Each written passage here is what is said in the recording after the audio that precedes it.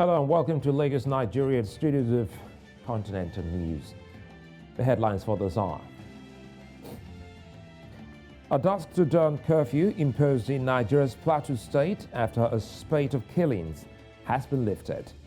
15 suspects have been arrested in connection with the spate of killings in Uganda's Masaka district.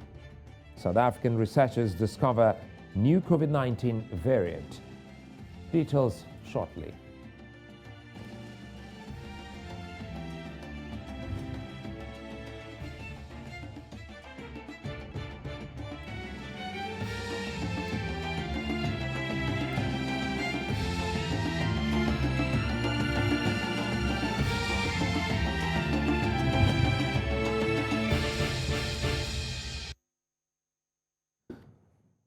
For viewers across Africa and the rest of the world, this is Continental Prime on News Central Television.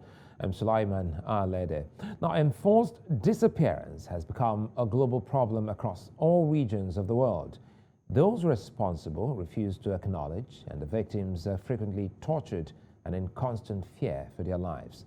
The lack of adequate protection and security is also a contributing factor to enhanced disappearance globally. News Central's Chidinma Wosu tells us more. For decades, thousands of people, including human rights defenders, political activists, journalists, and members of minority groups, have disappeared in Africa and across the world after being arrested, detained, or abducted. The practice continues today, with state militants being the main force responsible for carrying out this heinous crime. We see a lot of time where this is due to poverty, this is due to, lack of education, and so it's easy to have so many enforced disappearances like that, where kids have been taken as child soldiers, and so, and then we've seen that cases a lot in several African countries, with Zimbabwe leading the ranks of that. And also beyond that, we also see how they've taken advantage of people living with disability because there's no protection for them, there's no financial muscles, and the case may be. And also part-time, we've seen a situation where it has become an issue of political fight, where people that stand up for people as human rights activists have been taken advantage of and then left to disappear through an enforced way.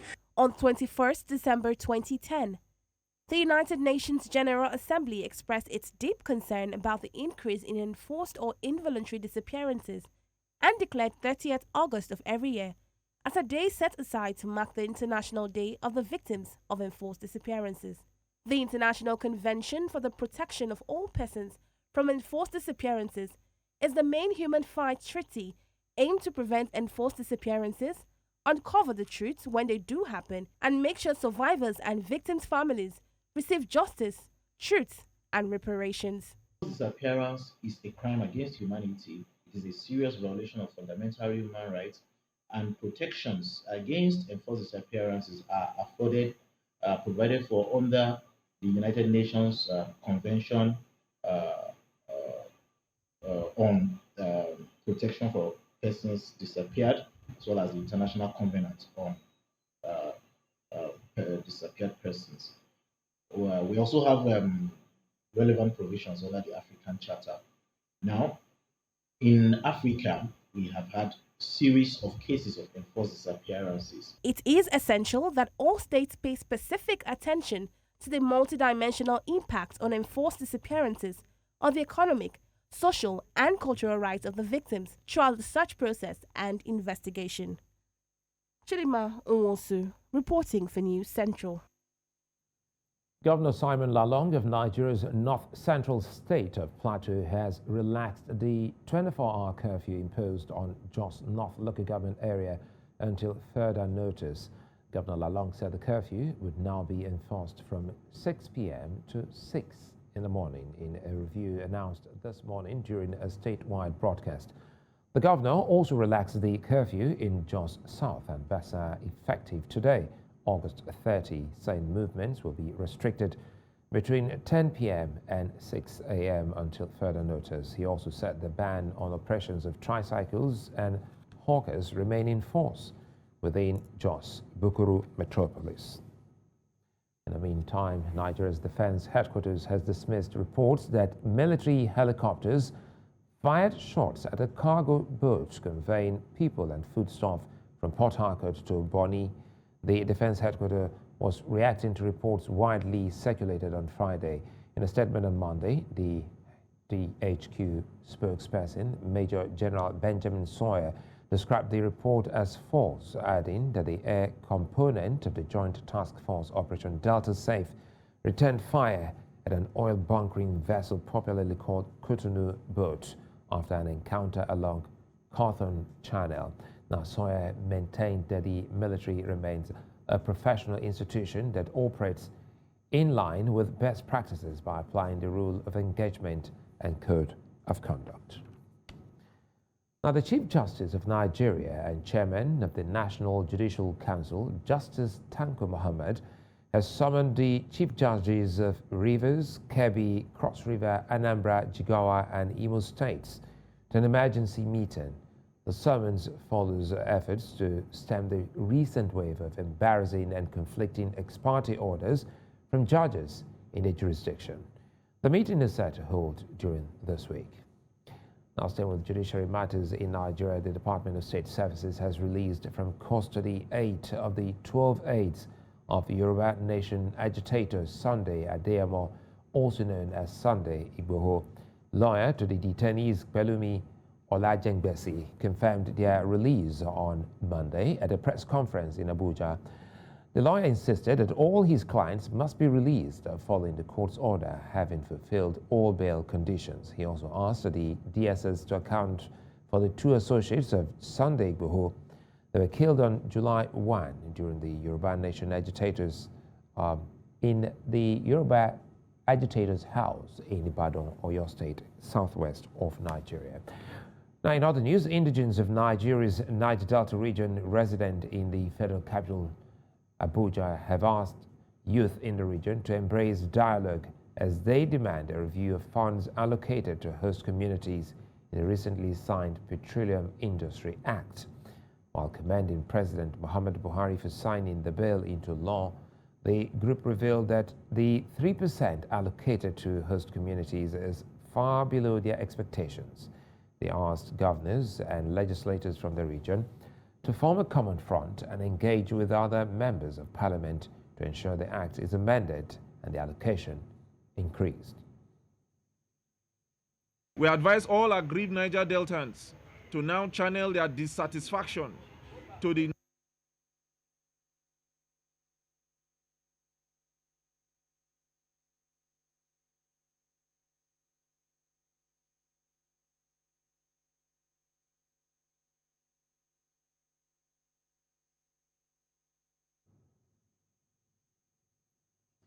Now, in Central Africa, the 4-day secondary school examinations in the Democratic Republic of Congo kicked off today across the country, with at least 600,000 students sitting for the finals.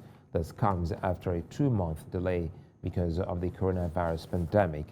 DR Congo's school year has 220 days, but the pandemic heavily disrupted it.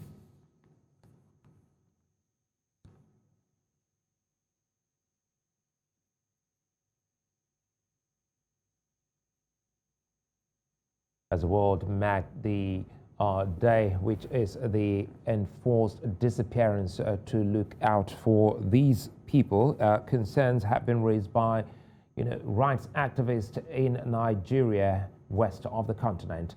Joining me to look at the day is rights activist Razak Olokoba.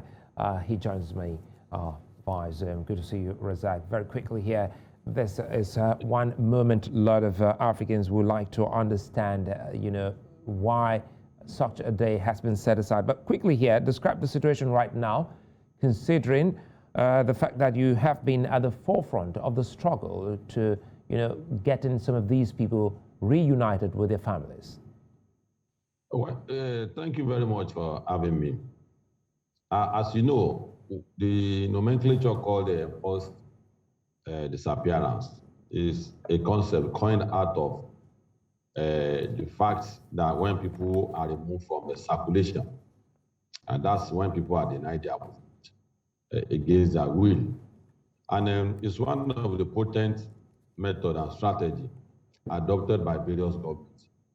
And at times, even progressive government at times may slip into a profile where they are compelled to adopt that strategy. That is when they find themselves in a situation where they don't have any option that to deny some people their right through arrest.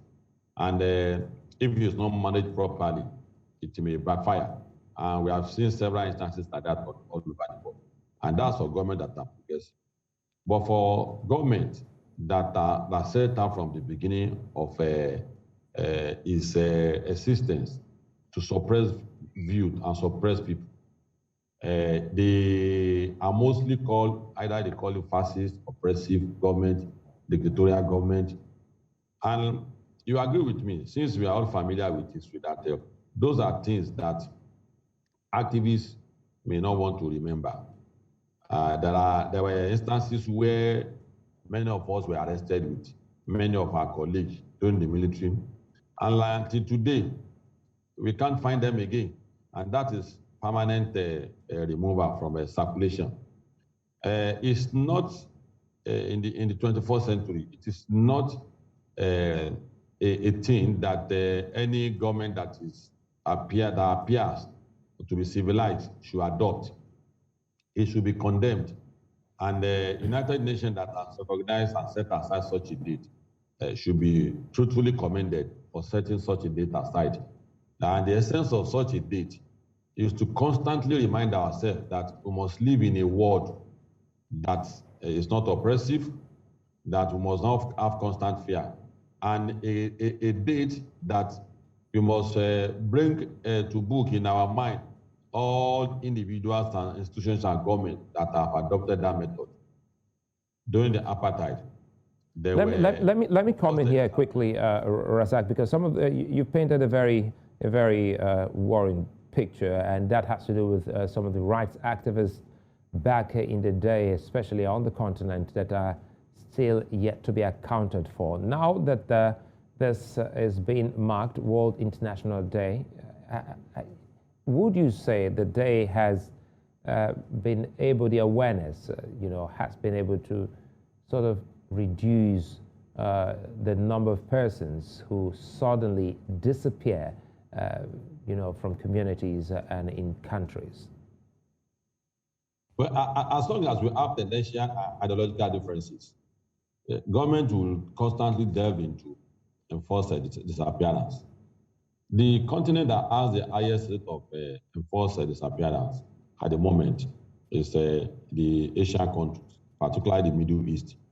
Every day, people disappear through adoption or kidnapping, and half of them don't return back to their families. And in Nigeria too, we are battling with the list of a country that has the highest number of disappearances in the last 3 years, given what has happened by the activities of Boko Haram and ISWAP. Remember, Boko Haram and ISWAP took a fourth and fifth position as deadliest group in the world. And one of the methods of operandi is kidnapping. It's either to raise funds or to popularize the ideology that they are pursuing. So, like you have said, it is condemnable, but it is the reality, and frankly, it is living with us. The journalist that was abducted in Turkey about 4 or 5 years ago at the embassy of Saudi Arabia took a frontline position in one of the major disappearances in the decade that we are living in. Okay, now let us quickly look at, sorry to cut you there, let us quickly look at the concerns raised by many, and it has to do with the continent, as we've seen that children have been, enlisted, into wars, as child soldiers, which has invariably, caused the disappearance of some of these children. What do you think the continent can do to reduce, this practice, especially in places where there are strife? Well, Africa is in disarray, and the